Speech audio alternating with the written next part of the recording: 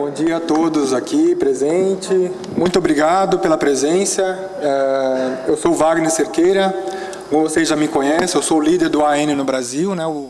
A network que a DAO tem, dedicada à discussão de ideias, de como incluir o negro no mercado de trabalho, não só aqui na DAO, mas nos nossos parceiros também. Nós vamos ter aqui dois parceiros superativos, aqui não só na DAO, mas no mercado de trabalho. Nós da AN, a gente lançamos o network em fevereiro desse ano agora, mas estamos discutindo já esse trabalho desde maio de 2014. Então, foi extremamente discutido não só aqui no Brasil, mas com a DAO internacional, o time global, né?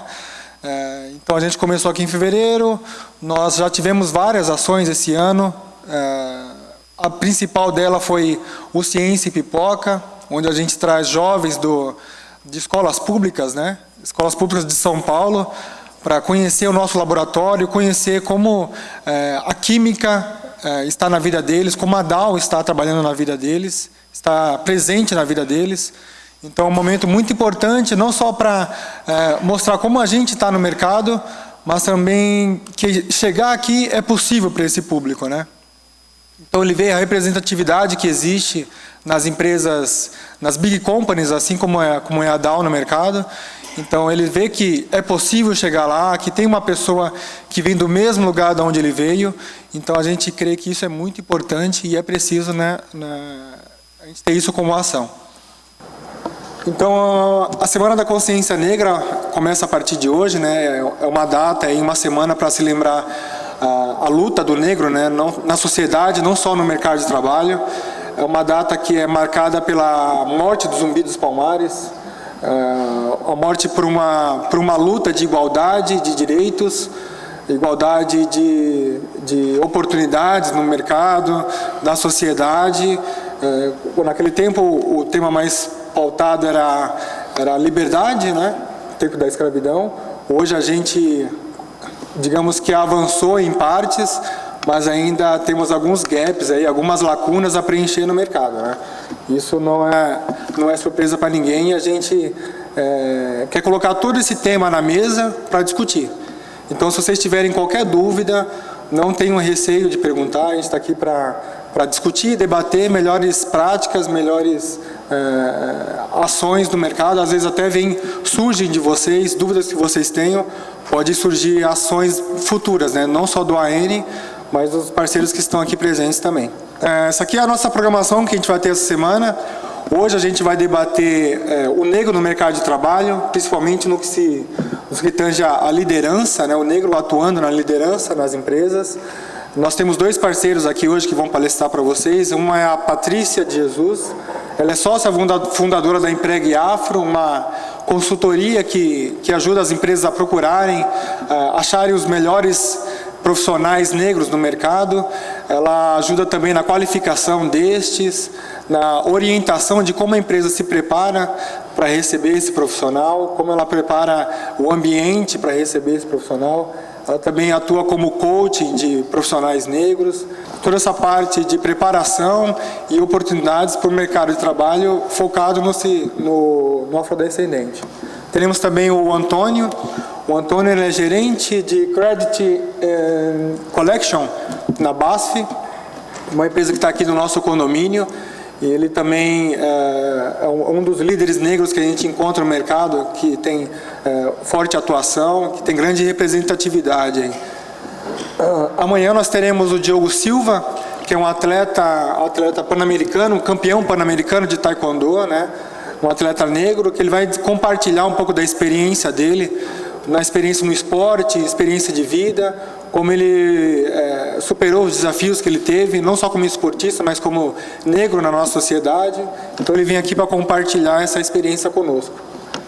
Entre os dias 16 hoje até quarta-feira, a gente tem uma exposição aqui no hall do nosso piso térreo, uma exposição de 30 anos de arte pela igualdade, uma exposição de um cartunista chamado Maurício Pestana, que ele tem uma pasta na Secretaria de Promoção da Igualdade Racial. Então, uma exposição super interessante, um trabalho que ele tem lá desde meados de 1970. Então, vale a pena conferir, vocês estão convidados a participar com a gente lá. Essa é uma ação que a gente queria ressaltar, uma ação que nós tivemos aqui na semana passada, entre todas as networks da Dow. Nós tivemos a Semana da Diversidade, onde tivemos adesivos nos elevadores, adesivos com alguns dados de mercado.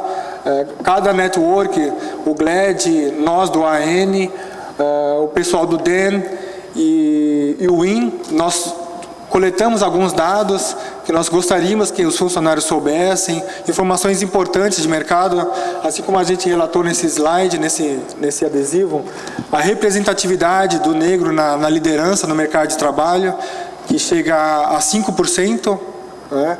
Quando se fala de mulher, a gente tem um dado ainda mais agravante, que chega a 0,5% da representatividade da mulher na liderança nas grandes companhias. Esses são dados que surgiram no mercado através do Instituto Ethos e IBGE, que foi pesquisado dentre as 500 maiores empresas do mercado brasileiro, né?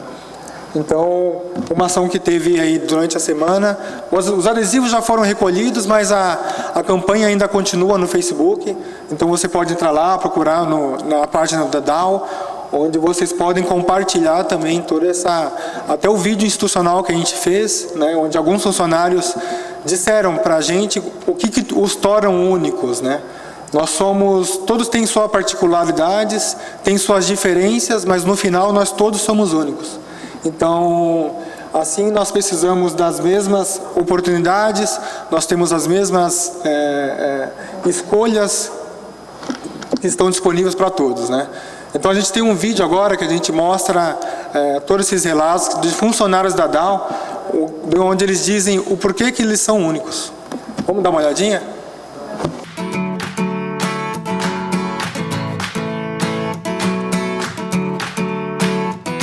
O que me faz ser única é o meu jeito alegre de ver a vida e meu bom humor. O que me faz ser única são os meus muitos cortes de cabelo, o jeito que eu encaro a vida, a forma que eu olho o mundo. Nós somos únicos porque sabemos Libras. Somos todos únicos. Somos todos únicos. Somos todos únicos. O que me torna único aqui na Dow, porque aqui eu não tenho obstáculos nem barreiras. Eu sou um representante da comunidade LGBT e me sinto incluído na Dow. Somos todos únicos. somos todos únicos. Somos todos únicos. O que me faz único é que eu sou uma pequena engrenagem que faz funcionar essa empresa. Isso que me faz ser único. Eu me sinto único porque eu me sinto acolhido e incluído na minha segunda casa Dow. Somos todos únicos. Somos todos únicos. Somos todos únicos. Somos todos únicos. Somos todos únicos. Eu sou única pela alegria de viver. Eu sempre tento ser muito feliz o tempo todo e trazer isso para as pessoas ao meu redor. Buscando sempre o positivo, né? Tanto nas situações da minha vida no dia a dia, quanto das pessoas que eu conheço, que eu trabalho. Eu sou deficiente auditiva e me sinto incluída na Dow. Somos todos únicos. Somos todos únicos. Hashtag somos todos únicos. Eu acredito que todos somos únicos pelo nosso jeito de ser, pensar e agir. Ser única é estabelecer e aceitar que somos todos diferentes. E o fato de eu ser único não quer dizer que eu quero ser tratado diferente. Eu quero ser tratado igual a todos, com respeito e bem tratado. O que me faz única é respeitar e valorizar a riqueza e as diferenças que cada um traz para a nossa sociedade. Eu me vejo semelhante a muitas outras pessoas no dia a dia. Eu tento aproveitar essa semelhança para criar coisas junto e nas diferenças descobrir coisas novas. Somos todos únicos, mas estamos todos juntos. Somos todos únicos. Somos todos únicos. 我很特别. Somos todos únicos. Somos todos únicos. Somos todos únicos.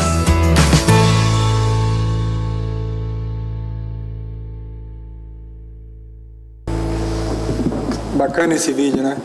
Bacana esse vídeo que a gente vê a diferença de cada um, né? De cada pessoa, mas que todos pensam iguais, né? Todos pensam um no outro, todos respeitam suas diferenças e no final somos realmente todos únicos, né? Então eu convido a vocês a participarem dessa campanha no Facebook, nas nossas redes sociais aí da DAO, tá? Agora eu convido a Patrícia a falar um pouco da experiência dela, compartilhar um pouco do que ela vê no mercado aí, destinado ao afrodescendente. Obrigado, Patrícia. Obrigada.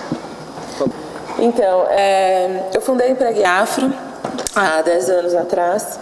Trabalhava como analista de RH e comecei na área de recursos humanos há 15 anos atrás e eu percebia que vinham poucos negros nos processos seletivos que eu fazia, né? E eu comecei a perguntar para amigos, para a família, divulgava as vagas. Eu trabalhava numa emissora de TV, na TV Bandeirantes aqui em São Paulo. A gente fazia cerca de 30 vagas por mês. E como tinha muitas vagas e vinham poucos negros, e eu sempre soube que a maioria da população é negra, era um número que não fechava para mim, era incompatível, né? Então comecei a perguntar para amigos, para a família, por que não vem mais negros? Onde estão os negros? Se eu tenho um monte de vagas e eu divulgo, por que os negros não aparecem? E aí eu comecei a estudar a questão do racismo institucional, comecei a perceber a autossabotagem de alguns profissionais negros e eu falei, preciso fazer alguma coisa. Então fundei a Empregue Afro como um projeto social inicialmente. Começamos numa ONG, em parceria com alguns estudantes universitários, alguns recém-formados, e a minha ideia era fazer palestra para estudantes negros. Eu comecei pensando, bom, se eu der umas dicas de como montar o currículo, de como se comportar na entrevista, as pessoas vão ter mais disposição para concorrer às vagas. A minha ideia inicial era essa. Só que quando a gente começou a fazer os processos, quando eu comecei a fazer as palestras, as empresas começaram a procurar a gente. A HP e a IBM foram as primeiras empresas a nos procurar e eles falaram para a gente, já que vocês estão fazendo palestras e vocês têm um número de estudantes negros que estão nas palestras, por que vocês não indicam eles para o nosso processo seletivo? Eu falei, bom, então aí a gente vai ter que sair de um projeto social para virar uma empresa, partir para um negócio social, né? Há 10 anos atrás a gente nem tinha esse conceito, mas de 3 anos para cá a gente já se institui como um negócio social. Então o que nós fazemos hoje? Nós somos uma consultoria de fato, não somos agência de emprego. A gente sempre deixa isso bem claro, porque a consultoria, como o Wagner falou, ela faz um trabalho de sensibilização, de conscientização, para receber o profissional, para que esse profissional se desenvolva, para que ele cresça profissionalmente, não para que ele fique somente na posição que ele entrar. A gente quer que ele cresça profissionalmente, né? Então, o meu sócio é o Luiz, que é meu esposo. Ele cuida de toda a parte administrativa, toda a área de relacionamento. E eu, como falei para vocês, comecei na área de RH há 15 anos atrás. E fui trabalhando em empresas em paralelo ao Empregue Afro.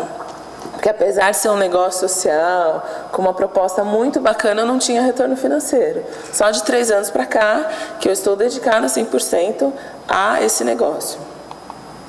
Então a nossa missão é promover essa inclusão, é trazer o profissional negro para o mercado de trabalho e mostrar para esse mercado de trabalho exatamente esse slogan de vocês que eu achei o máximo, Wagner, que além da cor, né, o que as pessoas estão enxergando como preconceito, a gente mostra como competência.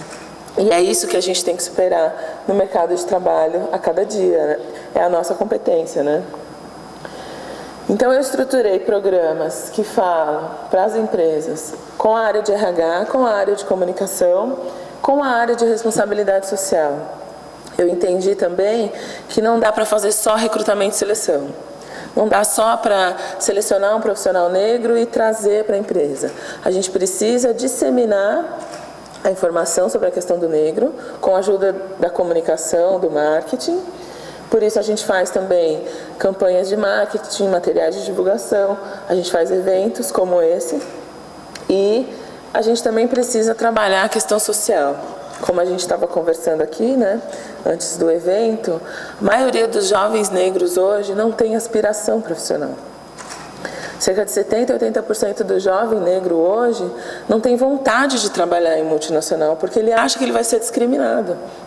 Ele não quer nem concorrer a vagas para não sofrer discriminação. Então a gente tem que fazer ações sociais focadas nesse público, como foi dito aqui, que a Dow fez, por exemplo, Ciência Pipoca, que é bem bacana para incentivar, para influenciar, é o que a gente faz também só com jovens negros. E eu também percebi que aquela minha ideia inicial de palestras para as pessoas, de currículo, também tinha que se tornar um produto da empresa e de uma forma melhor, mais aprimorada. Então a gente criou o coaching, que na verdade hoje é um produto chamado Terapia de Carreira, em parceria com a Maitê, que é uma psicóloga, amiga minha.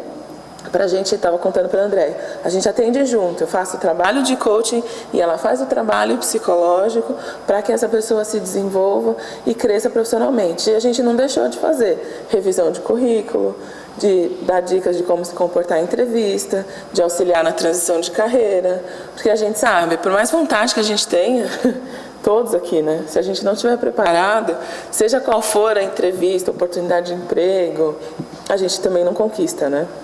Então a preparação é importante. Então, falando da nossa ação social, a gente tem uma parceria com essa ONG, chamada Combate Social.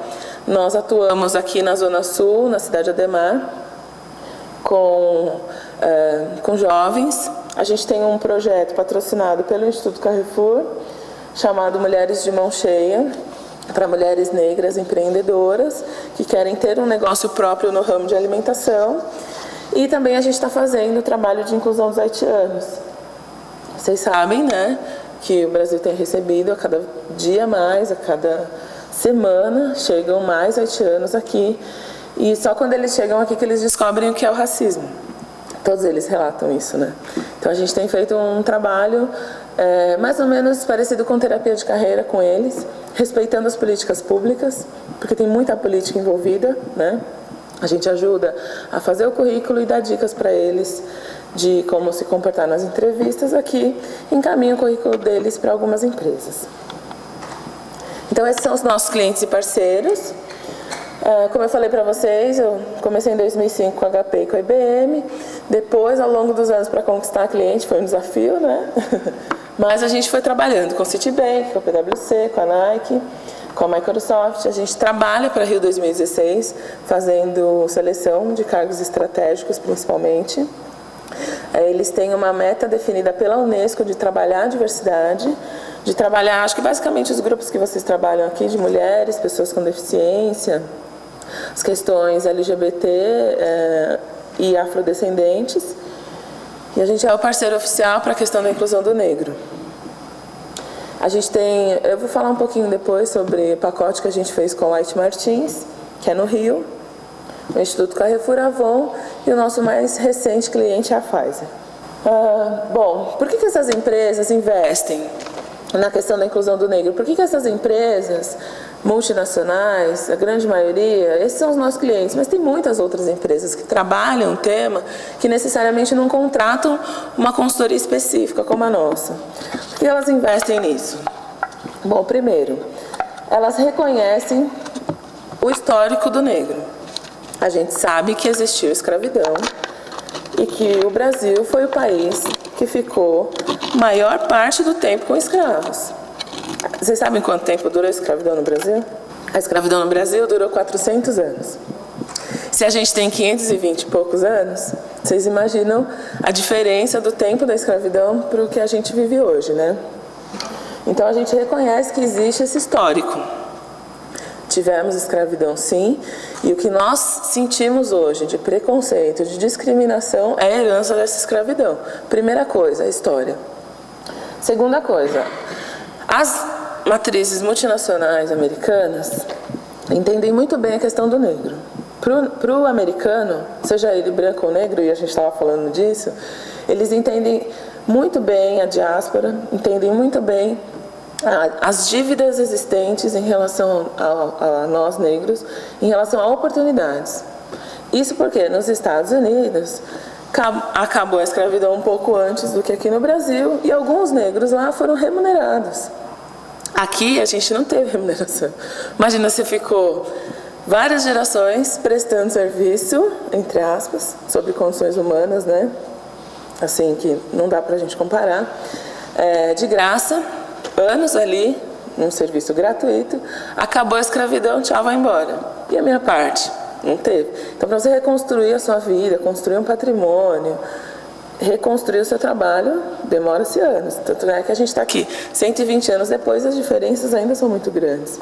Segundo um estudo do BID, do Banco Interamericano de Desenvolvimento, vai demorar uns 150 anos para existir essa famosa igualdade racial no Brasil, em que brancos e negros estejam no mesmo patamar de...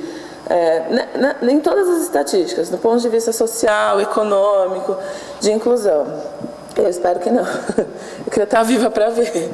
Eu espero que os meus filhos, que a minha geração, possa viver mais oportunidades para a igualdade, que a gente possa ter estatísticas mais compatíveis ao número que nós somos da população, né? E eu acho que a gente está caminhando para isso. Quando a gente traz as discussões para as empresas, quando a gente já dissemina essa discussão para outras pessoas, acho que a gente já está caminhando para essa igualdade de oportunidades, que é o que a gente está pleiteando, né? Então, as empresas reconhecem isso.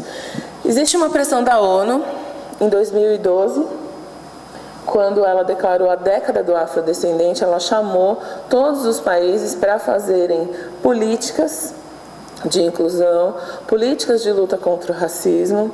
Por isso, vocês viram na Copa muitas campanhas contra o racismo, parte dessa pressão da ONU. E agora, no Rio 2016 também, vão propagar muito essa questão da luta contra o racismo. Porque também, não sei se vocês lembram, o que a gente viu no futebol foi feio, né? E a gente continua vendo. Então, isso tem que acabar. Aqui no Brasil, a gente tem uma lei federal, que é o Estatuto da Igualdade Racial, que pressiona todas as empresas a fazer políticas de inclusão, as empresas públicas, as empresas privadas. Não é uma lei como a lei da pessoa com deficiência, que oferece multa, mas é uma lei que tem uma determinação. Então, a gente tem um embasamento jurídico para fazer ações afirmativas nas empresas. A gente sabe que existe um conceito americano chamado black money, que o dinheiro do negro tem que circular na mão do negro. O negro americano, a gente costuma falar que é empoderado economicamente, que eles chegaram onde chegaram, que eles têm até um presidente negro, porque eles fomentaram uma questão econômica entre eles. Então, se eu sou negra, eu quero comprar numa loja onde tem uma vendedora negra. Se não tiver uma vendedora negra, eu não compro. Ou seja, as empresas que só têm brancos não vendem para negros. E aqui no Brasil esse conceito está sendo disseminado cada vez mais. Então, as grandes empresas que já estão percebendo esse conceito, sabendo que nós somos a maioria da população, vai ficar de fora do mercado. Vocês concordam? Então, eles também têm que estar atentos a isso. E a diversidade, né, gente? Eu acho que eu nem preciso falar, vocês já trabalham com a diversidade aqui, seja ela em relação à etnia, gênero, a questão LGBT, ela atinge mercados até então não explorados.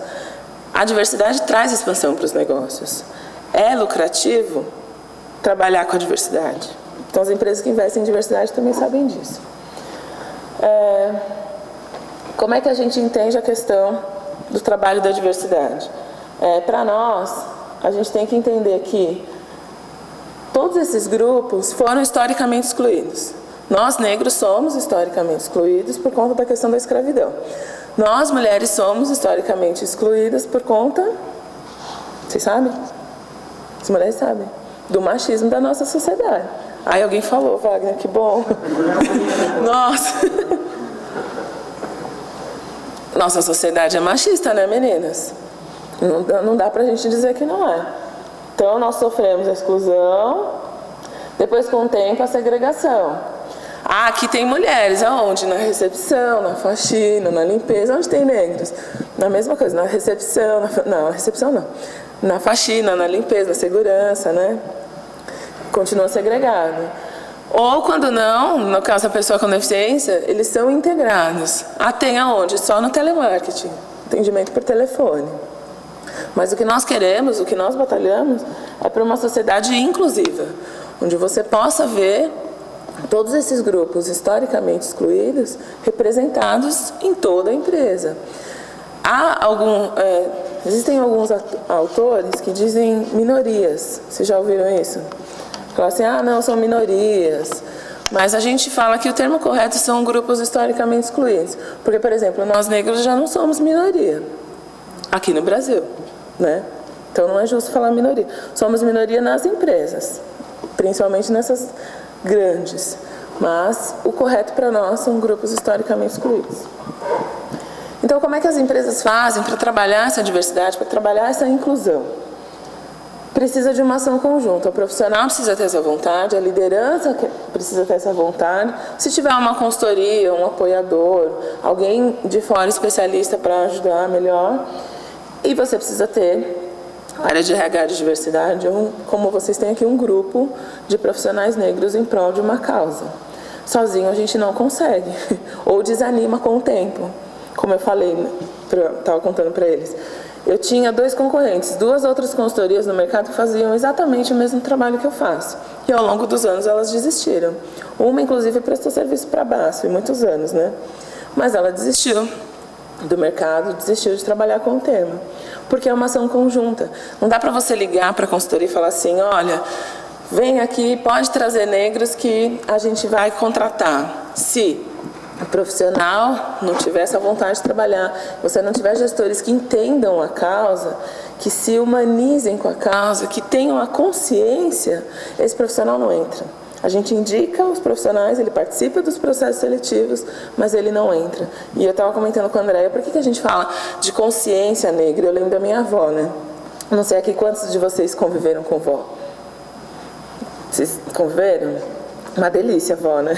A minha avó falava assim pra mim, na adolescência, meninas, tem consciência do que você está fazendo? E eu, não sei nem o que é consciência, vó.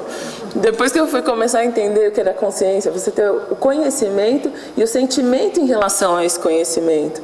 Por isso que o movimento negro trouxe esse termo de consciência negra. Porque você tem o conhecimento do que é a causa do negro e você precisa ter algum sentimento. Se você é branco, o mínimo que a gente espera é que você tenha empatia. Que você se coloque no nosso lugar e entenda essa nossa busca por igualdade. E se você é negro, você já sente na pele. Não vem falar que você não sente. Porque todos nós sentimos. Independente da esfera, todos nós sentimos. Então, é isso que a gente busca. O conhecimento e esse sentimento em relação a essa causa. Bom, aí o que eu fiz? Ao longo desses anos, eu fui montando uma metodologia própria. Como eu falei para eles, como empreendedora negra, fui várias vezes no Sebrae e não tinha um atendimento específico para o meu negócio. Não tinha porque não tem consultores negros no Sebrae, para começar daí. E os consultores que estão lá, eles não entendem a questão do negócio de uma consultoria específica. Então, tive que criar uma metodologia própria. Então, eu criei esse desenho. Primeiro, a gente trabalha com a conscientização das empresas. Fazendo o quê? Reunião com a presidência, com a diretoria, treinamento, curso, palestra, como a gente está fazendo aqui hoje. Fazendo campanhas de marketing. A empresa escolhe qual o produto que ela quer. A gente já fez peças teatrais, a gente já fez stand-up, a gente já fez exposições como está acontecendo aqui do Maurício Pestana, a gente já fez com poesias. Enfim, fica a critério da empresa. Depois a gente entende que precisa fazer alguns trabalhos de inclusão, que é o recrutamento e seleção. Então também não adianta você ter só uma campanha bonita, falar muito e não contratar negros ao longo do processo. Fica incoerente. Então a gente faz essa seleção para que as pessoas possam entrar. E é o que a gente chama de cultura inclusiva, que você só inclui de fato quando você começa a ver. Não é isso que acontece com as pessoas com deficiência? Quando você começa a ver as pessoas trabalhando, aí você entende que a empresa está de verdade incluindo. É a mesma coisa a questão do negro. Quando você começa a ver negros na liderança, negros em posições estratégicas, você vê, não, a empresa está incluindo. Você viu o novo gerente, você viu o novo diretor, você viu o analista de determinada área, e aí você começa a, de fato, perceber que a empresa tem essa consciência. Um dos grandes gaps que a gente tem na nossa população é a questão do inglês. É uma barreira para muitas empresas. Falam, mas eu preciso que a pessoa fale inglês, e é legal que o Antônio vai contar a trajetória dele, que se não fosse o inglês ele não estaria onde ele está. com toda a competência que ele tem, porque é o inglês que impulsiona as nossas carreiras. Vocês também estão aqui hoje. Se não tivesse inglês, qual a verdade? Sem inglês não dá, né?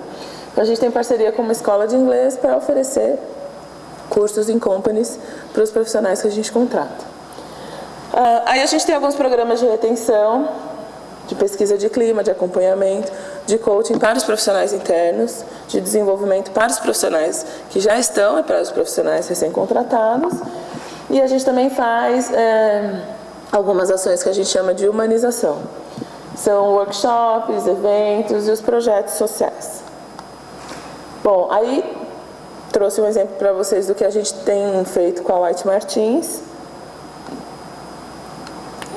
Desde a reunião, a gente tem um ano de contrato fazendo reuniões frequentes com a diretoria, desenvolvemos um programa de diversidade e de inclusão com foco no negro. Eles têm um comitê de diversidade, isso é uma coisa bacana, formado por executivos negros. Por exemplo, o grupo de vocês necessariamente não tem a liderança, né? Mas eles têm um comitê de diversidade, eu acho que a BASF também tem, né? Formado por líderes, gerentes e diretores, que discutem a questão de diversidade, nos aspectos e nos pilares que eles querem trabalhar. No caso, eles trabalham com 4 pilares, que eu acho que é mais ou menos o de vocês, que são mulheres, negros, pessoas com deficiência e a questão LGBT. Que mais? Bom, aí a gente ajudou a formar o grupo de afinidades, o grupo entre os profissionais negros. Fizemos uma pesquisa com eles e agora a gente vai receber o resultado das pesquisas e, com base no que os profissionais que estão no dia a dia, a gente vai discutir com o comitê e traçar ações para 2016. Programa de recrutamento e seleção, de coaching e o curso de inglês. A gente fez um projeto com a IBM no final do ano passado, muito parecido com Ciência e Pipoca, de vocês, só que o nosso projeto se chama Ponte para o Futuro.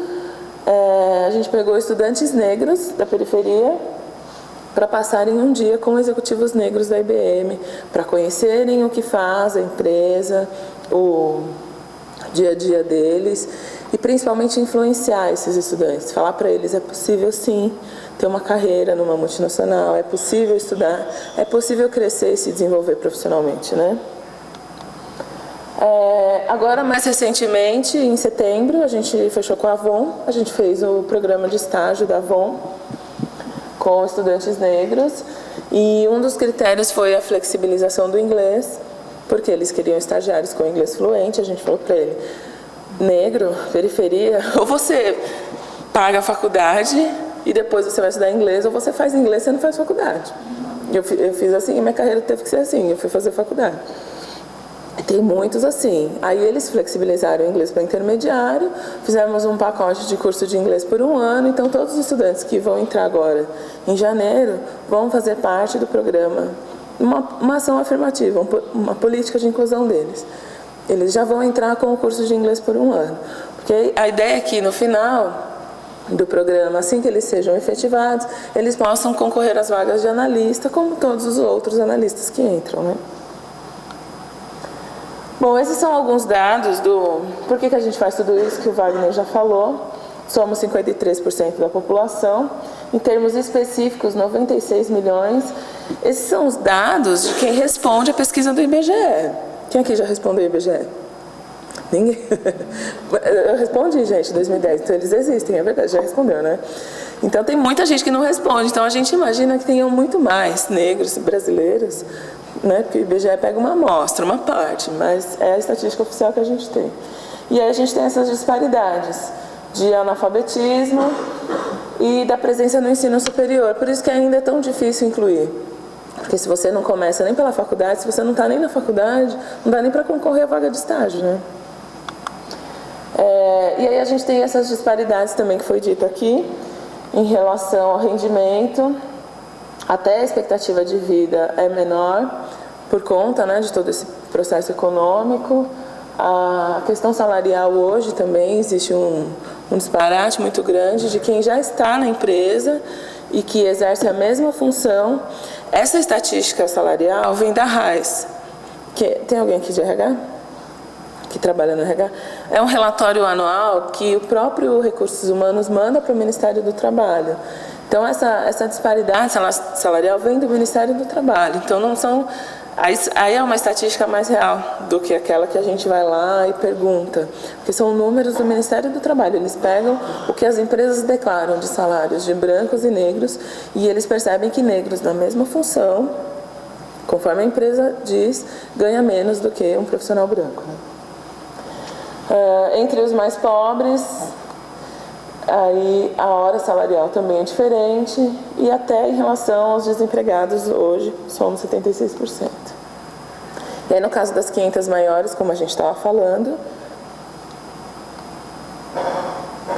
negros representam 5,3 de executivos, mas a pior situação, como o Wagner falou, é da questão da mulher negra. Por quê? Porque a gente enfrenta duas vezes o racismo e o machismo da nossa sociedade. Para o homem negro é um pouquinho mais fácil. Pouca coisa. Para nós ainda é mais difícil. E o racismo no Brasil também tem uma graduação de cor, né? Quanto mais escura a pele, mais discriminação você sofre. Então, por isso que a estatística mostra aqui que as mulheres negras executivas dessas 500 maiores e melhores, que representam 0,5, são consideradas pardas. É um termo horrível do IBGE, né? Pardo, o que é pardo? Cor de envelope, né? Mas eles classificam a gente assim. Por exemplo, eu sou filha de pai preto com mãe branca, então sou considerada parda, né? E quem tem a pele mais escura é considerado preto. Porque dizem que quanto mais clara a sua pele, mais chances você tem de ascensão profissional ou de inclusão. Então, eles mostram que, mesmo essas executivas, nessas grandes empresas, são todas pardas. O que significa que a gente não tem mulher preta em lugar nenhum na liderança dessas 500 maiores e melhores multinacionais. Eu espero que daqui saiam algumas, né? Dá para ver, né? Bom, então a gente existe para ajudar a mudar essa estatística. Em termos econômicos, nos últimos 10 anos, com o crescimento da população negra, com o crescimento da classe C, da classe D, surgiu a nova classe média, vocês sabem. Quem aqui trabalha com marketing? Já dá para... tem que conhecer esses números, né? Então, nós representamos hoje 46,5% da população economicamente ativa. Então, é o que eu estava falando para vocês, as empresas estão de olho nesse número. Que somos a parte da população que movimenta o PIB. Somos a nova classe média. Essa nova classe média que nos últimos 10 anos saiu da zona de pobreza e está conseguindo movimentar esse PIB, que trabalha prioritariamente na área de serviços, que tem uma renda mensal entre R$1.000 e R$4.000, é a classe média que está movimentando o país. Quem está segurando a crise hoje é essa nova classe média. Essa nova classe média, de maioria negra, ela quer produtos e serviços que valorizem a sua origem, que representem a sua origem. Até as novelas, eu não gosto muito de novela, mas se você analisar até esse mercado, eles estão começando a colocar mais negros, mais representatividade, porque sabe que essa população que consome prefere ter mais representatividade. Prefere que tenham ligações com o que ela é, não aquilo que parece utópico, né? E aí tem aqui alguns milhões de reais que foram movimentados, o quanto essas pessoas estão na internet, e o que é interessante é que a maioria faz parte é de mulheres negras que estão aí na área de serviços batalhando, né? Bom, aqui é um ranking internacional das empresas que trabalham com diversidade. São consideradas as melhores para se trabalhar com diversidade. O que é de uma consultoria americana? O que eles avaliam nas empresas que valorizam a diversidade em todos os aspectos? O compromisso do CEO, porque eles entendem que o presidente pessoalmente tem que estar envolvido nos programas de diversidade, tem que ser top-down, tem que dizer para todos os profissionais: eu acredito em diversidade, eu acredito em inclusão, vamos trazer mais profissionais. Então eles avaliam isso. O capital humano, como eu disse para vocês, a quantidade de profissionais de cada pilar da diversidade. E aí, o que as empresas fazem do que a gente chama de ação afirmativa? Quantos profissionais estão nos níveis de gestão? quantos profissionais foram promovidos, como é que a empresa comunica esses programas de diversidade, se a empresa tem programa de mentoria, se a empresa tem programa de coaching para esses profissionais, se a empresa financia projetos sociais, qual é a consistência e a eficácia dessas iniciativas. E um aspecto interessante também para a área de compras, tem gente da área de compras? Aí, ó, tem bastante. São os fornecedores da diversidade, que é um aspecto interessante também, porque a empresa que entende a diversidade, que trabalha, ela também faz uma análise 360, como a gente fala.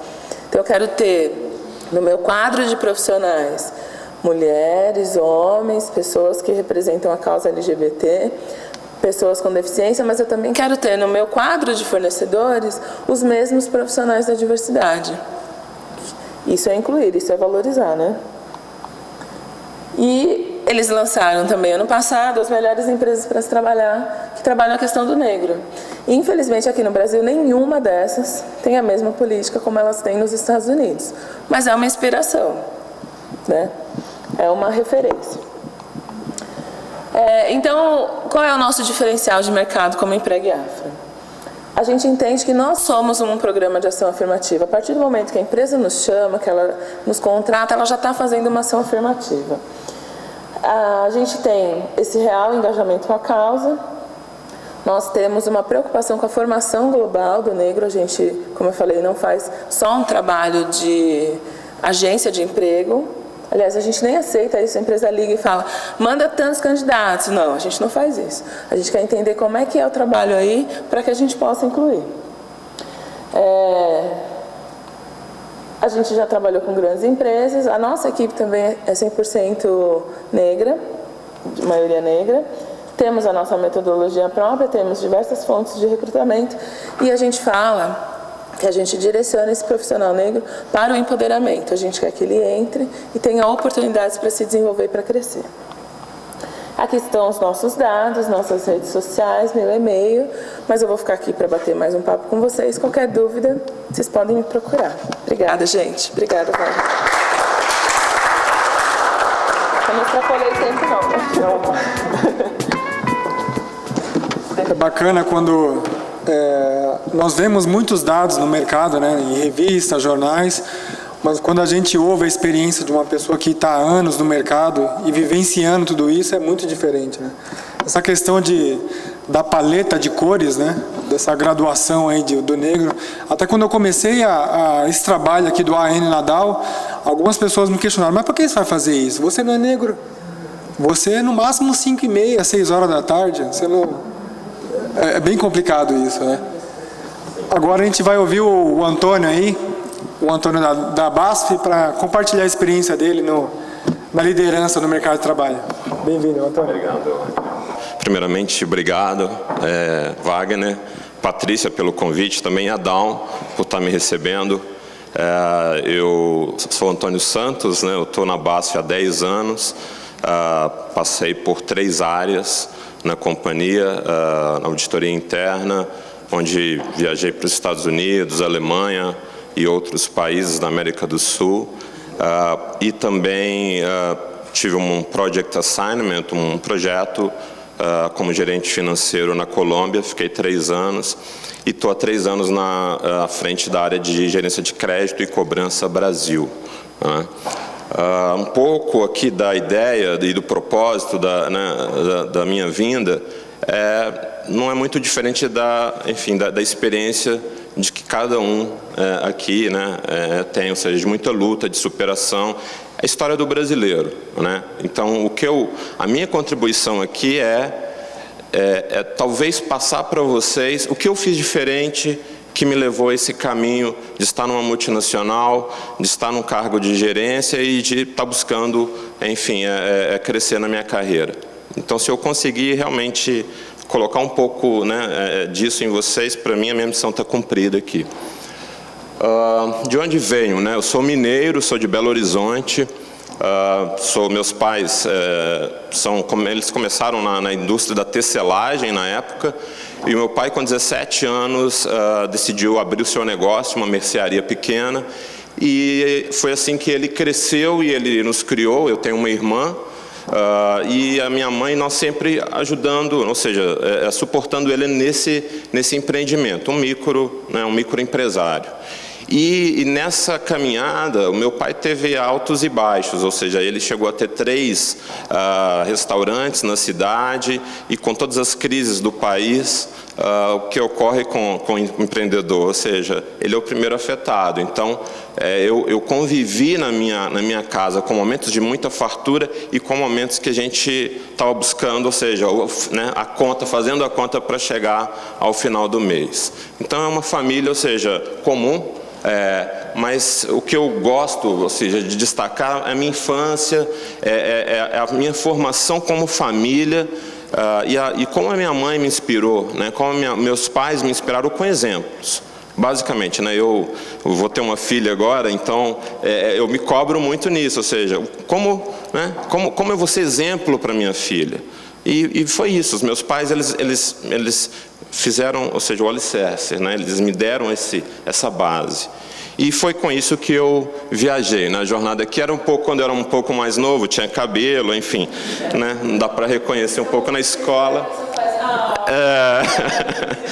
Exatamente, escola pública, né? E aí nessa decisão foi muito interessante que a minha irmã é mais velha, então assim, naturalmente os meus pais priorizaram, então assim, que eles falaram, poxa, vamos tentar dar uma educação melhor para sua irmã. E eu não me sentia excluído ou, poxa, né, menos favorecido, não. Eu fui à luta, eu falei, não, é isso que o meu pai pode me dar, eu vou fazer o melhor. Então, aqui, né, eu começo com decisões que dependeram de mim, né? Na nossa vida sempre a gente vai ter decisões, né, que dependem de você exclusivamente e outras que vêm do ambiente. Então, aqui um pouco pontuando para vocês, né, ou seja, ser negro e pertencer a uma família de brancos e negros, isso não dependeu de mim. Eu nasci, né, a família é assim, ou seja, uma família brasileira, mesclada, né, das paletas de cores, como disse o Wagner, né? Então, e eu sempre me identifiquei, eu sou um negro, eu nunca tive essa dúvida, né? Algumas pessoas têm, enfim, no seu autoconhecimento. Eu me olhava no espelho e falava, cara, eu sou negro, e eu vou vencer assim. Né, eu vou um pouco mais longe assim, ajudar a minha mãe, né, nos trabalhos. Então hoje a minha esposa, né, ela tem essa dádiva, eu ajudo ela no dia a dia de casa, porque eu aprendi com a minha mãe, mas isso não dependeu de mim. Eu fui educado para isso, né? Não sou, enfim, tenho muito que melhorar, mas pelo menos acho que correspondo ao que a minha esposa busca. Iniciar os estudos na escola pública foi o que eu comentei para vocês. Comecei a escola pública hoje, a qualidade caiu, mas se a pessoa quer né, quer ir mais adiante, com o ensino público ela vai superar. Eu não tenho dúvida. Primeiro, eu acredito muito, né, nesse empowerment, nessa força do que eu vou ser melhor. Vivenciar a falência do meu pai. Meu pai, com 35 anos, nesses 3 empreendimentos que eu falei para vocês, ele quebrou. Ele quebrou. Sabe como ele quebrou? Ele aplicou financeiramente, essa instituição quebrou. Do dia para a noite a gente não tinha nada. E ele teve que recomeçar. Aos 35 anos eu na escola. Então isso marca muito, né? Isso são imagens que a gente sempre, quando está em família, a gente comenta. Olha o que a gente tem hoje e olha o que a gente não teve ou teve que recomeçar. Isso são exemplos. Começar a ajudar o meu pai. Meu pai, claro, com 14 anos, filho, vem para dentro do comércio, você precisa me ajudar no sábado e domingo. Eu não quero que você pare a escola. Isso foi uma decisão sábia. Os meus pais têm 3 anos de escola, mas eles nunca disseram, não, você vai deixar o estudo. Eles falaram, o que eles trazem o único valor que eu vou trazer para você é o estudo, meu filho e a minha irmã. O restante é com vocês. E foi o que a gente fez. Decisões que dependeram de mim, aí já entra um pouco no jogo, ou seja, rendimento na escola. Eu ia para a escola, eu ficava disputando, né, que aí tinha aquela coisa, quem senta na frente, quem senta no fundo. Eu sentava na frente, eu era o Coxinha, eu era o Caxias, e eu queria tirar a melhor nota. Era decisão minha. Ninguém falou isso para mim. A minha mãe falou, filho, né, fazia tudo, mas ele gosta do estudo. Não, eu queria ser o melhor. Era decisão minha. Praticar esportes e utilizá-lo na formação do meu caráter. Enfim, todo garoto, pô, vou ser jogador de futebol, era o meu sonho. Aí, né, comecei a ver que não era lá aquele Pelé. Eu falei, bom, deixa eu migrar para o vôlei. Decisão minha. Um amigo me chamou e eu falei, pô, esse esporte me parece legal. Por quê? Porque no futebol eu me contundia muito. Eu me machucava, e eu era fraquinho, eu não era, né? Ganhei uns pezinhos, mas eu era fraquinho. Então eu falei, vou para o vôlei. E o vôlei, o que me apaixonou no vôlei? Coletivo, esporte coletivo. A bola tinha que passar por todo mundo, não tinha um individualismo, não tinha um cara que falava, eu sou o cara. Não tinha isso. E todo sábado eu estava treinando, todo domingo. Aí os treinos começaram a ficar mais intensos, eu tive que fazer a minha escolha. Ou eu continuo estudando, ou eu vou para o esporte. E eu falei o quê? Eu continuo estudando. Por quê? Porque lá atrás a minha mãe falou, o estudo é o maior valor seu. Seu maior valor. O esporte. Meu filho, você... Eles foram, me viram jogar, me acompanharam em algumas viagens e falaram, olha, você é bom, mas você não é o melhor. E eu falei, bom, eu quero ser o melhor. E, ok. Buscar o primeiro emprego, aí curso técnico, né? Ou seja, eu fiz as FATECs aqui em São Paulo. Foi a minha decisão. Eu vi a minha família, eu vi, cara, eu preciso estudar, eu quero chegar à faculdade, mas poxa, a grana era curta, sempre foi, o cobertor sempre foi, né, curto. Então eu falei, eu quero o curso técnico, porque eu já vou começar a trabalhar e estudar, ter a experiência prática e a teoria. Eu gostava daquilo, de unir as pontas. Né? Pô, o professor está estudando, está mostrando, né, está ensinando. Pô, como é que é isso na prática? Como é que é isso nas empresas?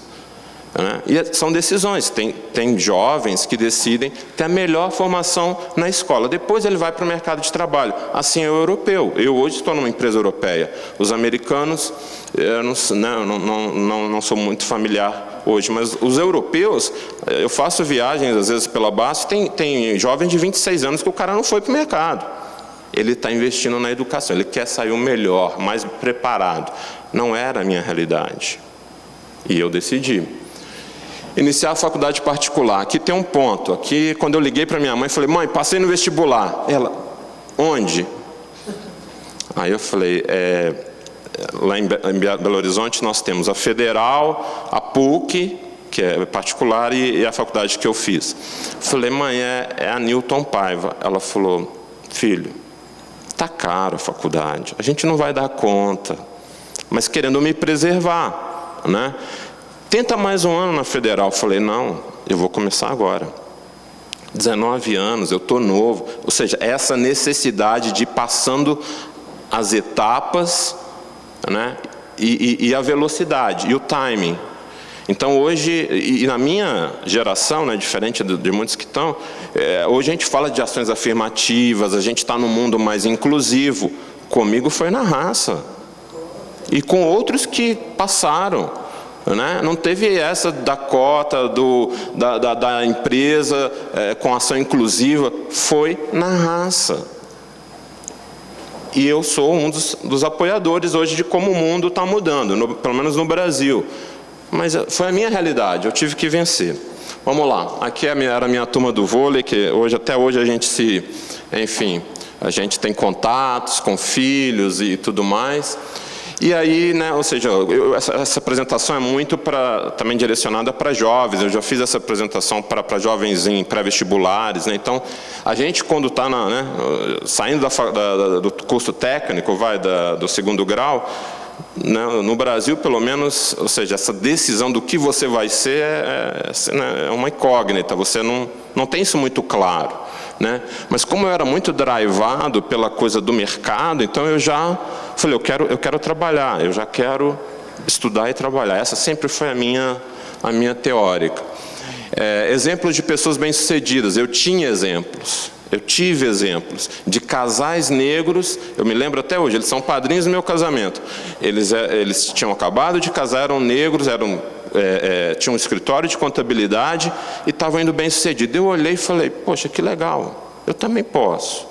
Eu acho que referências é fundamental, independente do negro, do branco, do amarelo, referências. né? E aí, escolha uma atividade, eu sempre, né, dou essa dica, né? Ou seja, lá atrás, o que você escolhe é o que você vai viver. Então, não escolha pela casualidade, eu passei, eu vou, né, o imediatismo. Não, eu escolhi isso porque eu quero desenvolver nisso, eu quero crescer. Né? Eu me vejo lá na frente nessa posição. Então, é um pouco isso, é talento e personalidade. A faculdade, o início da vida, né? Eu já falei um pouco, a responsabilidade pelo bom desempenho, a decisão pelos hábitos, tudo isso foram, ou seja, eu via muitos meus colegas da faculdade, principalmente nos 3 primeiros anos, né? Poxa, saindo da faculdade, socializando, o brasileiro é muito isso, é muito social, é muito... Eu não era, né, o nerd, mas eu falava, não, eu tinha uma disciplina, eu falava, não, aqui eu preciso caminhar, eu preciso estudar o inglês no sábado. Eu comprava livro, estudava inglês sábado à noite, a minha mãe chegava e falava, filho, o que você está fazendo? Sua irmã foi sair com as amigas. E eu, não, mãe, é o meu momento. Mas na hora também de sair com os colegas, de tomar uma cerveja, né? Eu não me privava isso, mas eu determinava o que eu queria. Vamos lá, escolha de caminhos. Quais são os seus sonhos? Isso aqui é muito, gente, é muito poderoso. E isso eu aprendi depois de muitos anos na minha vida. Não foi lá no início, não. É falar dos seus sonhos. Fala o que você quer ser. O universo conspira a favor. Né? E principalmente da realidade que a gente sai, né? Para aquilo que a gente projeta, talvez a gente tenha até vergonha. Eu me lembro bem, eu falava dentro de casa, né? Nossa, eu na época com a internet de escada, era uma dificuldade, não é essa facilidade de hoje de mídias sociais. E eu falava, mãe, eu quero ir para Nova York. Ela, filho... Eu, né, via os prédios de Nova York na página da internet, olhava, que lindo isso, eu quero estar lá. Filho, porque a mãe quer proteger o filho, a mãe não quer que o filho desiluda, né, não fica desiludido. E aí eu falava, isso, gente, foi instintivo, eu não treinei, não veio ninguém com coaching, veio, aconteceu, né? Mas hoje eu já fiz alguns treinamentos. Por exemplo, o modelo americano, que é muito de empowerment, de crescer, né, de trazer outras pessoas, eu acho fantástico como sociedade. Nós não somos assim. E toda sociedade, também que tem a religião católica ou cristiana, ou seja, a religião, o efeito da religião também tem um pouco um impacto sobre isso. Então, é fundamental, é fundamental. Então, a ambição não é pecado, eu sempre falo isso com jovens. Seja ambicioso. O trabalho que vai te dar de pensar pequeno e pensar grande vai ser o mesmo. Vai ser, a diferença vai ser implementar isso. Vai ser você chegar, mas vai dar o mesmo trabalho. Então, é isso. E o diferencial, óbvio, ninguém pensa e fala, eu vou chegar e chega sozinho. Não, eu tive muitas pessoas que me ajudaram no meu caminho. E eu sou muito grato, e mais adiante eu falo de gratidão. Você precisa de ajuda, você precisa de outros. Eu não estaria aqui hoje se eu não tivesse conhecido a Patrícia, se ela não soubesse que eu faço parte nós chamamos de embaixadores da diversidade na BASF, e se ela não tivesse me conectado com o Wagner. Ele está aqui do lado, eu estou no outro prédio, e nós falamos da mesma coisa. Então é assim, são redes. São redes. Agora, você tem que gostar de fazer isso. Tem gente que não gosta. A minha esposa, ela tem as amigas dela, no clube dela, mas ela não tem esse talento. Mas ela me admira por isso. E ela fala, né, vai.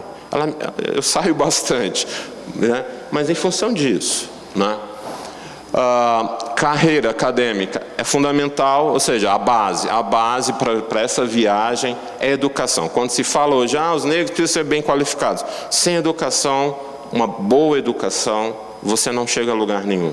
Né? E foi uma decisão minha quando eu fiz a graduação, e daí eu falei, tá bom, eu fiz a 3ª faculdade, ela não é a primeira de Minas. Tá bom, eu vou trabalhar e eu vou pagar a minha educação continuada, eu não vou parar na faculdade. Então, quando eu fiz a minha primeira pós na GV, quando eu fiz o meu MBA, quando eu fui ao Ohio, eu investi. E aí, eu poderia ter investido numa casa, num carro, não sei, bens que por mim iam me dar prazer, mas o meu prazer era estudar. E é ainda. Eu estudo hoje menos, mas, né, com menos frequência, mas é isso. É o que me trazia, o que me alimentava. Era o conhecimento. Isso veio, né? Aqui está um pouco escura, né? A gente acabou de colar essa foto. Por quê? Porque aqui na carreira acadêmica, quando eu sonhava em Nova York, o que eu fiz? Eu não tenho grana. Então, o que eu vou fazer? Eu vou aplicar bolsas. Pessoal, nós brasileiros em geral, nós não temos consciência o número de bolsas de estudo que existem em todos os países. Em todos. Existe o caminho para entrar, para se aplicar essas bolsas, mas existem. Ontem eu estava num evento, tinha, por coincidência, uma pessoa do consulado britânico, ela falou, nossa, que bom que eu te encontrei, Antônio, porque a gente está com bolsas de estudos lá, e a gente precisa encontrar alunos, pessoas, negros, afrodescendentes, para aplicar essas bolsas. Ah, mas tem o inglês. Poxa, cara, trabalhe, estude, a bolsa está lá, basta você ir atrás. E aí, nessa de bolsa, né, eu focava nos Estados Unidos ou Europa, eu me apliquei, né, e veio uma bolsa Japão. Eu falei, o quê? Japão, depois da faculdade, de estar com uma certa experiência profissional, talvez até pensando em casar, veio o Japão. Eu falei, está muito longe, né? E aí é aquilo que eu comentei para vocês, as pessoas que ajudam. Eu tinha um gerente, um diretor na época, que falou, Antônio, você está com quantos anos? 21. Você tem algum compromisso mais sério? Não. Cara, vai ontem. Pega a tua mala e vai. A experiência de vida que você vai ter no Oriente, cara, isso vai fazer muita diferença para você. E foi isso que eu fiz. Eu arrumei a minha mala, minha mãe chorando, deixei ela no aeroporto chorando, os meus pais, família. Fui numa bolsa que eu não podia voltar depois de um ano. E aí hoje eu paro e penso e falo, poxa, se tivesse acontecido alguma coisa com os meus pais, com a minha irmã, com pessoas queridas, mas eu tive a coragem, eu falei, eu vou, é o meu sonho. E foi fantástico. Então essa foto foi um ano, depois eu acabei renovando por mais um ano, e foi uma experiência fantástica de ver os valores da comunidade japonesa, né, e como eles me receberam e as portas que eles abriram, né. Então eu acabei voltando por um problema de saúde do meu pai, né, eu tive que voltar, ajudá-lo no comércio, está tudo certo, né. Mas foi uma experiência que me diferenciou e que me trouxe valores que eu não tinha ou que estavam ainda em construção. Depois disso, aí a minha carreira acelerou, né? Eu passei pela Zeia Brown Boveri, que é uma companhia suíço-sueca, passei pelo Grupo Vale do Rio Doce, TNT Logistics, que é uma empresa, hoje já não tem mais o braço logístico, eles venderam esse negócio, né? Mas aí eu entrei no mundo das multinacionais, que a Patrícia estava falando, os negros... Não. Poxa, é o melhor mundo, é onde tem as melhores práticas, é onde estão os melhores. Por que eu não quero, por que eu não posso estar lá? Ah, porque lá vão me discriminar. Mas aqui fora não te discriminam? Não, o cara tem que se questionar, né? Então, lá a régua vai ser um pouco mais alta. Gente, queremos ser os melhores, né? Os países que me levaram nessa caminhada das multinacionais, os países pelos quais eu passei, ou seja, a minha vida, ela abriu, né, essa parte, esse caminho de exterior. E muito em cima daquilo que a Patrícia falou, idioma. Eu tinha o idioma, eu corri atrás, e depois eu aprendi o espanhol, e isso me levou a conhecer e estar trabalhando em alguns desses países. Muitas pessoas não gostam de autoajuda, né? Isso não é autoajuda, isso aqui foram as regras que eu escrevi do que eu aprendi e do que eu vivi, né? Perguntas certas economizam respostas erradas, ou seja, pergunte certo que você vai ter respostas certas, você vai te economizar tempo. Seus hábitos mudam o mundo, acreditem nisso. É difícil acreditar, as pessoas sempre vão ter aqueles que, não, cara, deixa disso. Mas o seu hábito muda o mundo. Se você atravessa na faixa, os hábitos mínimos, isso muda. né? Até tem um slogan, acho, de um banco que fala isso. Vista a camisa ou troque de time. Né? Eu aprendi com meu pai que era o negócio dele, que ele vestia a camisa. Ele tinha que estar lá e feliz todos os dias no negócio dele. É difícil? É difícil, mas ou você veste a camisa e fala, esse time eu vou jogar. O dia que você desacreditar, você deixa a camisa e fala, eu vou mudar de time. Porque não funciona você levantar e estar infeliz. Não funciona. Time bom é aquele que trabalha com você e não para você. Isso eu só aprendi depois da gerência. Porque eu tive chefes e eu tive líderes. Tem uma diferença muito grande. Os líderes inspiram, os líderes fazem a equipe trabalhar para ele. Né? Ele inspira e ele gera confiança, ele gera comprometimento. Quantos líderes eu já trabalhei até 1 da manhã, 2, feliz. Porque o cara falava, vamos, né? E a gente entregava e né? Tinha um compromisso entre a equipe. Isso foi gerado pelo líder. O chefe fala, faz porque eu estou mandando. Aí você, ok, tá bom, sim senhor, eu faço. Eu hoje como líder, eu tento praticar os exemplos que eu tive. Eu jamais peço um funcionário para ficar até depois do horário. Se ele fica, é pelo compromisso dele, com ele mesmo. Eu não preciso fazer isso. Time bom, jogue frescobol. Isso aqui é um exemplo de esporte. Eu joguei vôlei, vôlei é coletivo. Só que depois eu aprendi, o melhor é o frescobol, porque é um esporte de cooperação. O cara joga, você joga. O cara joga, você joga. Isso, a cooperação, tirando, né, o lado, o mundo tem que ser cooperativo, ele ajuda muito. Coopere com o outro, isso pode voltar e ele cooperar com você também. Tem a sua lista de inegociáveis, aí também isso é difícil para todo mundo, mas tem que ter disciplina. O que é importante para você, o que eu diria, imprescindível, o que é inegociável? Não, isso aqui eu não negocio. Por exemplo, a minha esposa está grávida agora. Eu cheguei na companhia e falei, eu vou tirar 1 mês de férias, eu vou ficar do lado da minha filha. É inegociável. Eu não abro mão. A empresa pode falar, não concordo, vai ser dezembro, o alto temos que fechar as metas, mas eu tenho que explicitar, isso não é negociável. Eu já negociei com vocês durante o ano todo, essa parte não é negociável. Ajude mais do que ajudado, eu acredito muito nisso, e seja agradecido e divirta-se. Né? O melhor é você rir de você mesmo, é você rir dos seus erros, é você rir das suas, né, dos seus acertos. É isso, tem que ser divertido, né? Let's work hard and play hard. É um pouco isso. Né? Isso faz parte da vida. E seja agradecido, eu já falei. Um pouco da minha filosofia, né? O meu segredo, o Antônio tem sucesso. É 98% transpiração. Eu não vou ser um líder que inspira, eu vou buscar isso, mas eu vou ser muito transpiração. Moçada, vamos lá, vamos trabalhar, eu estou aqui, são 13 horas, muitas vezes que eu trabalho, eu quero um cargo de liderança, quero, mas eu quero também a responsabilidade disso, isso vai vir. E aí, eu vou para casa, ou eu deixo o trabalho? Não, isso aqui vai ficar pronto hoje. Então é transpiração. Isso não tem muito por onde correr. E é isso. Resumindo tudo o que eu falei, eu entendo isso, ou seja, as minhas decisões, estudar, praticar bons hábitos, né, coragem, gratidão pelas pessoas, isso, sonhar grande, eu já falei, que fizeram a diferença. Se vocês resumirem, o que o Antônio... Foi isso. É uma série de atitudes, mas que combinadas dão um certo resultado.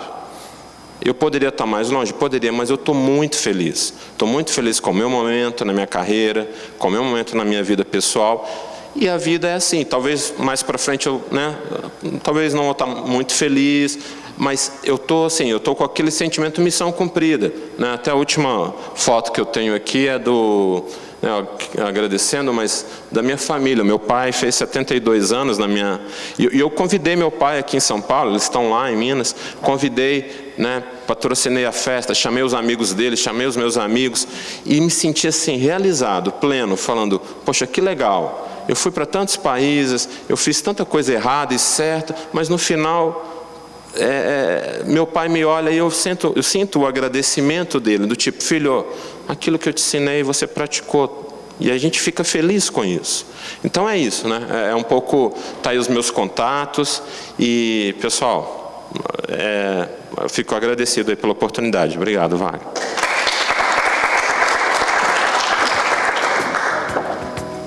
Vamos abrir para as perguntas aí. Eu acho que antes de passar para eles lá, eu queria uma opinião de vocês. Eu ontem estava na casa da minha avó, né? Tava eu, minha avó, o meu irmão e minha mãe, né? E o meu sobrinho, filho do meu irmão. E conversando sobre várias coisas, em um determinado momento chegou uma vizinha da minha avó, uma japonesa, super gente boa. E falando de vários assuntos, eu comecei a comentar do projeto que eu toco aqui com o pessoal, que é o AN, sobre diversidade, inclusão do negro. E um momento ela não se aguentou, ela falou, mas eu não entendo isso. Por que você faz isso? Eu falei, não, porque a necessidade, né, do que o mercado, o contexto histórico que leva a tudo isso. Aí, no momento, ficou um pouco mais tenso quando ela disse que ela fala, o negro não chega aonde ele quer, no cargo de liderança que você está falando, porque ele não quer estudar. O negro ele não tem essa garra de ir para cima das coisas, de lutar. Eu nunca vi um negro querendo estudar. Eu já vi o negro querendo jogar bola. Ela até comentou, vocês são melhores em tudo. Eu falei, mas em tudo em quê? Ela falou, em basquete vocês são os melhores, no futebol.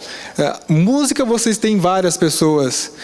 Eu falei, mas você lembra de algum líder, um presidente de uma big company negro? Aí ela ficou quieta, ela falou, não. Justamente, ela falou, e completou, justamente por isso, vocês não gostam de estudar. Isso na frente da minha família negra toda ali presente. Eu queria saber de vocês, a posição de vocês quanto a isso, né? O estudo do negro, a importância dele, né, na carreira, no início, no decorrer de tudo isso. E que fizesse um paralelo, né, do que a gente fala no momento desses, na cabeça das pessoas, que ainda persiste essas coisas que o negro não está qualificado para atingir um cargo. Eu faço meu MBA hoje, estou me formando e vejo muitos outros negros qualificados, mas como que eles não chegam ainda no mercado? A gente enfrenta o estereótipo do negro na sociedade, né? Muita gente tem essa imagem, esse estereótipo. Não, imagina, vocês são bons em tudo. Porque um ou outro atleta negro se destacou em alguns esportes. Eu lembro o meu filho mais velho, um menino, ele tem 7 anos, em todos os lugares que eu chego com ele. Que lindo, o que você vai ser quando crescer jogador de futebol, né? Aí, deixa ele responder, ele quer ser médico. Médico? Aquela pausa assim. Não, porque ele é uma criança negra, ele não pode ter uma aspiração de ser médico. Ele tem que ter uma aspiração de ser jogador de futebol? Não necessariamente. É bacana, o Diogo amanhã vai falar sobre o esporte. Há negros em destaque no esporte, com certeza, mas nós somos a maioria da população. E eu não sei se vocês lembram ali que no ensino superior hoje tem cerca de chega a quase 6% de negros só. Então, ainda somos muito poucos. O que acontece com os nossos jovens é que eles não entram na faculdade. E o meu discurso é o mesmo do Antônio. Se você não entra para a faculdade, se você não tem o mínimo hoje, que é a graduação, você não concorre a essas chances no mercado de trabalho. Eu lembro que estava no 3º ano de faculdade, eu tinha feito estágio na TV Bandeirantes e eu estava trabalhando na Cato. No treinamento da Cato. E eu comecei a falar, mãe, faculdade é pouco. Não, Patrícia, pelo amor de Deus, já estou pagando sua faculdade no maior sufoco. Isso, minha mãe ajudou, minha mãe também é contadora. E você está achando que é pouco? Eu falei, mãe, mas é pouco. Eu estou começando aí, porque, né, primeiro ano, na Band eu fiquei meio vislumbrada, assim. Depois, na Cato, como a gente já prestava serviço para outras empresas, que eu comecei a analisar outras empresas, eu comecei a falar, mãe, sabe a diretora que ela fez para chegar a ser diretora de RH? Ela foi morar fora, ela estudou isso, não sei o quê. É muito pouco. Então, eu vejo, muitos jovens olham tudo isso e falam, não, é muito para mim. Não vou chegar lá. falta um estímulo, falta uma referência. Essa questão que o Antônio falou, que para mim também é fundamental, a base da família, porque eu, por exemplo, queria estudar fora. Quando eu tinha 17 anos, o colégio que eu fiz, uma escola particular aqui na Praça da Árvore, sorteou bolsas de estudos para morar nos Estados Unidos. Eu ganhei, minha mãe não deixou. Minha mãe falou, não, você não vai, sabe o que fazem? Com meninas negras sozinhas nos Estados Unidos? Vocês vão ser exploradas sexualmente. Mãe, eu vou estudar, não vai não. Porque era esse estereótipo. Talvez para proteger, hoje, né, eu sei, mas fiquei quase um ano sem falar com ela por causa disso. Depois pedi perdão, né, minha mãe. Mas eu sabia que ela queria proteger, mas eu queria ter oportunidades. Então, às vezes, a família não tem essa estrutura, não incentiva, afasta eles. Uma coisa que a gente convive muito com o jovem negro hoje, aqui no nosso país, infelizmente, a maioria é muito pobre, extrema pobreza, a gente concorre com o crime. É incrível isso, porque eu, por exemplo, a gente cresceu aqui, na Zona Sul, perto da Praça da Árvore, perto da comunidade do Heliópolis. Eu não convivia muito com a comunidade do Heliópolis, porque eu comecei a trabalhar com 13 anos. Minha mãe falava assim, você não vai engravidar, você vai trabalhar. Tá bom, mãe. Não, porque a gravidez na adolescência para ela era uma coisa assim absurda. Porque tinha muitas jovenzinhas negras da minha época que tinham filho cedo. E ela não queria isso pra gente. Então comecei a trabalhar, eu estudava à noite, emendei a faculdade após, fazer MBA depois, então também não me dediquei tanto assim a essa rede dos vizinhos. O meu irmão não, tem 4 anos de diferença de mim, ele é mais novo, ele convivia no Heliópolis e ele chegou a ficar preso na FEBEM. Ele viveu um pouco da realidade do jovem negro hoje da nossa sociedade. Ele é muito seduzido pelo crime. É muito fácil trabalhar no crime, porque você tem um retorno financeiro, entre aspas, mais rápido. A curto prazo do que você estudar, se dedicar. Imagina como a gente sofreu como família. Os meus pais, eu tenho pai e mãe. Daquela série Todo Mundo Odeia o Chris, vocês já viram? Falam, nossa, tem pai, tem mãe. Tem pai e mãe que cresceu ali, falando, influenciando, tentando proteger a gente dessas coisas da vida.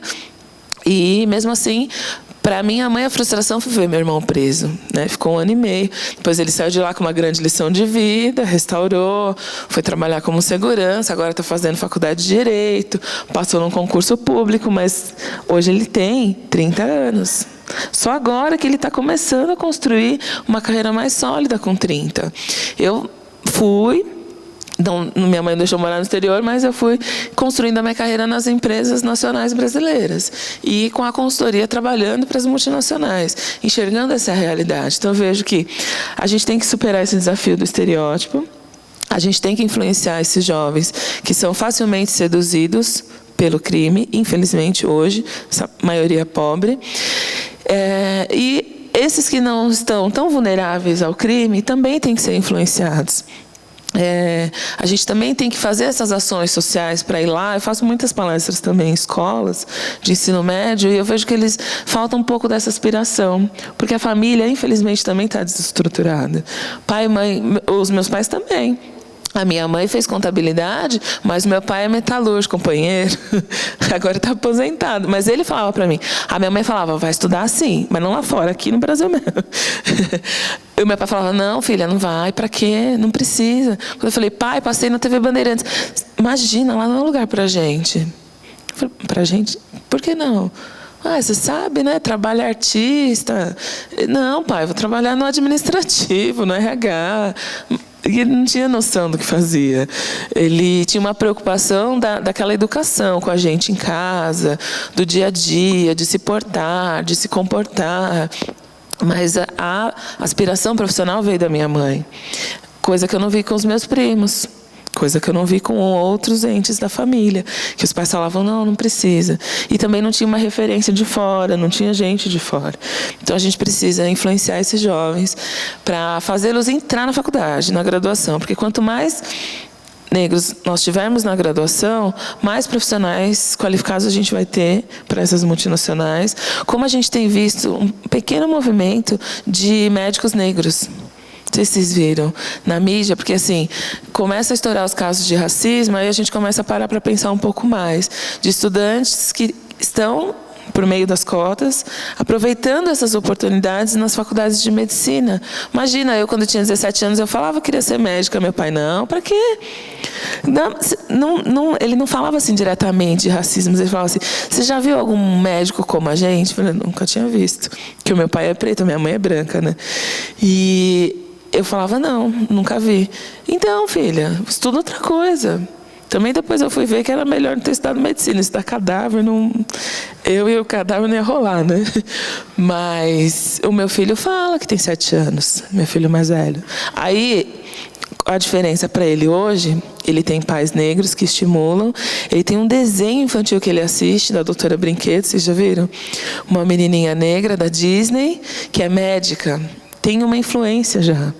Ele já tem uma perspectiva, ele vê um personagem desde a infância, que ela é doutora dos brinquedos, né? Mas já é uma referência para ele.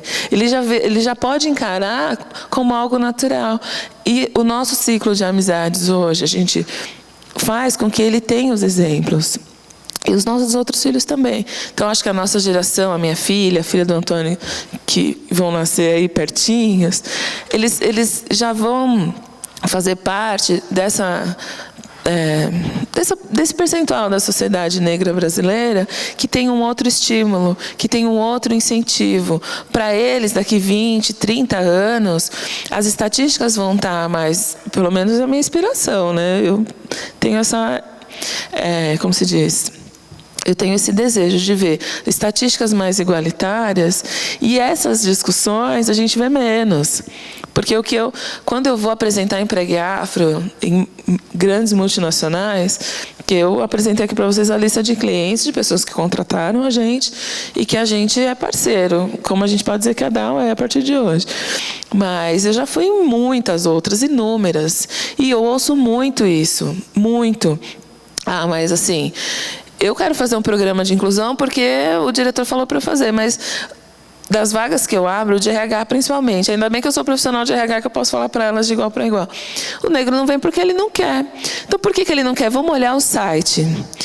Aí você olha o site, só tem modelo branco. Você acha que o negro quer se candidatar a essa vaga? Nossa, a gente não tinha percebido. Você não percebe que não tem negro. No Carrefour, em 2009, não sei se vocês lembram, que é um dos meus clientes, quando eles sofreram. Quando um negro sofreu racismo no estacionamento deles, que eles começaram a analisar, por exemplo, encarte publicitário, não tinha negros. Sendo que eles têm profissionais negros e têm clientes negros. Então, a gente também não para perceber que a gente não representa essa sociedade. Não é comum para ver. Uma vizinha japonesa vê negros na liderança, vê negros nas empresas. Está acostumada com esse estereótipo da sociedade, na forma como eles nos representam, sendo que a gente tem muito mais potencial e muito mais competência, né? Eu penso assim. Eu não conheço a situação, mas eu também tenho um receio de generalizar, mas primeiro, né, tem que perguntar a essa pessoa, você já viajou para fora? Porque essa questão da diversidade lá fora é muito claro. É muito claro. A confusão está aqui dentro. Das pessoas quererem, não, aqui não tem, isso não existe. Segundo, a comunidade japonesa, ou descendente de japonês, foi uma coisa que eu experimentei. Eles são discriminados aqui no Brasil. Também. Estereotipados. Então, hoje eles têm a Sabrina Sato como uma embaixadora, é a única. Num país que, fora do Japão, no mundo, é a maior comunidade. É o Brasil. E nós não temos. Então, enfim, são as nossas tragédias que fazem com que esse país não avance. Avance em algumas discussões, como a diversidade. Isso é verdade, concordo com ambas as posições aqui. Alguém tem alguma pergunta? Bom, bom dia, primeiramente, né? Eu queria saber um pouco sobre a empregabilidade, né, do afrodescendente, né? Porque a AN ainda é uma rede nova aqui na Dow, né? Vocês que já trabalham mais com o tema, então eu queria saber qual é a chave ou a dica de vocês para que a Dow, que é uma empresa preocupada com a diversidade, como que a gente pode avançar nesse tema, né? Basicamente, eu tenho o exemplo da companhia, né, que eu estou atualmente, há 10 anos. A gente vem, desde 2004, um programa de diversidade. Então, ele começou com a diversidade das competências, passou pela diversidade de gênero, pela questão do LGBT, né, recentemente, e a questão da inserção do afrodescendente, né. Então, eu sei a realidade da minha companhia, né. Então, lá dentro, pelo menos, existe, primeiro, uma aproximação com universidades não só ditas de primeira linha, né, onde dificilmente você vai ver uma representação do negro nesses ambientes. Então, uma USP, Itaquera, Zona Leste, né? Poxa, por que não ir lá e recrutar? Né? Lá você pelo menos vai ter um ambiente que você vai trazer o melhor, né? Então a base está abrindo portas nesse sentido. Outra coisa, o commitment da alta gerência que você falou é fundamental, alta liderança é fundamental. Então hoje, por exemplo, na base, nós temos um vice-presidente de procurement, né, de compras, que ele hoje senta na cadeira de uma ONG chamada Integrare, que exatamente faz isso. Ela mapeia quem são os fornecedores, onde são, né, os donos, os proprietários são afrodescendentes, e ela aproxima essas empresas das multinacionais, da cadeia de suprimentos. Então, o nosso VP de Procurement senta nessa NGO e discute. Então, ou seja, uma série de iniciativas. Eu acho que ela vem do recrutamento, como eu disse, ela vem do desenvolvimento da carreira do negro. Ele entra numa multinacional, se o clima é muito hostil, possivelmente ele não vai ficar. Então, é um processo. E a retenção, né? A companhia claramente identificar quem são esses potenciais e acelerar a carreira. Eu vejo também essas duas vertentes. Primeiro, profissional negro, estude. Inglês principalmente. Invista no inglês. E aí depois, com o tempo, pós-graduação, MBA e a especialização que você quiser. E essa questão, né, de procurar sempre ser o melhor, de se relacionar com as pessoas. Você precisa desenvolver a sua empregabilidade, né? A gente entende por empregabilidade, o nome Empregafro vem de empregabilidade afrodescendente. A gente entende por empregabilidade você trabalhar o conjunto das competências, do seu conhecimento, a sua habilidade e principalmente a sua atitude de se relacionar com as pessoas, de estudar, de procurar conhecer como é que se trabalha a diversidade. Por exemplo, aqui você tem a oportunidade de fazer parte da AN, de entender como é que os negros americanos trabalham lá, como é que você pode trabalhar aqui, como é que você pode contribuir com a sua história, com a sua bagagem para esse grupo se desenvolver e trazer melhores práticas para dentro da DAO. Você pode estudar as práticas das outras empresas, principalmente essas americanas que têm que são consideradas as melhores empresas para negros trabalharem, por exemplo, a partir da sua atitude.